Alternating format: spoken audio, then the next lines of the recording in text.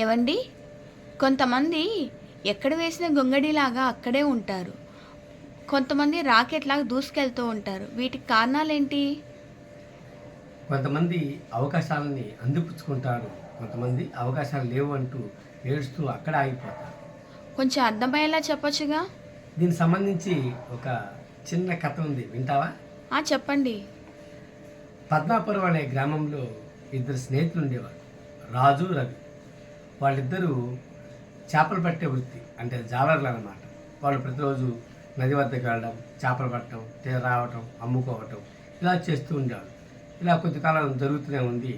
అయితే ఉన్నట్టుండి రాజు వాళ్ళ తండ్రి మరణించడంతో కుటుంబ భారం అంతా పాపం రాజు మీద పడింది. సరే, అప్పటి నుంచి రాజు ఉదయాన్నే లేచేవాడు. లేచి నది వద్దకు వెళ్ళి అక్కడ వల విసిరి చేపలు పట్టి తెచ్చి అమ్ముకుంటూ జీవించేవాడు. ఒకరోజు ఏం జరిగిందంటే, తన స్నేహితుడైన రవిని తెల్లవారుజామునే నిద్రలేపాడు. రవి మనం చేపలు పట్టడానికి వెళ్ళారా, ఇవాళ అందులో ఆదివారం అందరికీ ఎక్కువగా మనకి అమ్ముడుపోతాయి చేపలని పిలిచాడు. పిలిస్తే సరే అని, రవి నాకు బాగా నిద్రమత్తుగా ఉండి, రాను వెళ్ళరా, నువ్వు వెళ్ళు, నేను తర్వాత వస్తారా అని రవి బద్ధకంగా అన్నాడు. త్వరగా రా అని రవితో చెప్పేసి రాజు వాళ్ళని భుజానేసుకొని సరాసరి నది వద్దకి వెళ్ళిపోయాడు. వెళ్ళిపోగానే అక్కడ ఒక ఇసుక రాయి కనిపించింది. ఆ రాయి మీద కూర్చొని గట్టిగా వలని విసిరేసి చేపలు పట్టడానికి ఇంకా సమయం ఉందని తన జ్ఞాపకాన్ని నెమరు వేసుకుంటూ అలా కాళ్ళు తడపడాయించాడు. ఇలా ఊపాడు. ఊపగానే అక్కడ ఒక మెత్తటి మూట తగిలింది. ఏంటి అని గబక్క చేయబెట్టి గట్టిగా పైకి లాగితే ఏముంది, ఒక రాళ్ళ సంచి.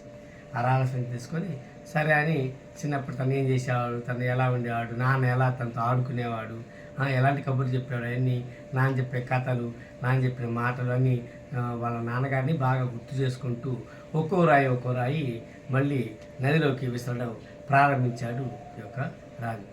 సన్నగా తెల్లవారింది, ఉషోదయం అయింది, సూర్యకిరణాలు ఇక వల మీద పడ్డాయి. వెంటనే ఆ చేపలు పక్కనే ఒక తడుకుమని ఒక రాయి మెరిసింది. అరే, ఇది భలే ఉంది అని ఆ రాయి తీసుకొచ్చుకున్నాడు. తీరా చూస్తే అది వజ్రం. అరే, నీ ఇప్పుడు దాకా ఇస్తుంది వజ్రాలని వెంటనే ఆ పక్కన ఉన్న మూటను చూశాడు. ఆ మూటలో కొన్ని వజ్రాలు. మరి నేను ఎంత మూర్ఖుని, ఇంతసేపు ఇంత పెద్ద మూటని నేను నది పాలు చేశాను. చిచ్చి, నాకంటే దురదృష్టుడు ఎవరు ఉండరు అని తను తిట్టుకొని కోపంగా ఇదే విషయం తల్లికి చెప్తానని గబా ఇంటికి వెళ్ళిపోయాడు. వెళ్ళి అమ్మ నేను మన గొప్ప అదృష్టవంతులు అయ్యాను అమ్మ, చిచి, నా మూర్ఖత్వం వల్ల, నా యొక్క జాప్యం వలన ఇలా జరిగిపోయిందని ఏడుస్తూ బావురమన్నాడు రాజు. సరే అని, సరేనా నాయన, పోయింది అవకాశం, నువ్వు వెళ్ళి ఆ వల తీసి రాకపోతే లేదమ్మా, నాకంటే మూర్ఖుడు ఎవరు తప్ప అని చెప్పలు వాయించుకుంటూ వేసుకుంటూ, సరే అని వీడు చెప్పిన మాట వినాలి అని వదిలేసి ఆ తల్లి ఆ రవిని బదిలాడకయ్యా, మన వల దారిపోయా, మనకు వల జీవనాధారం అని చెప్పగానే రవి మళ్ళీ వెళ్ళాడు. వెళ్ళడంతో రవికి అక్కడ ఆ మూట కనిపించింది.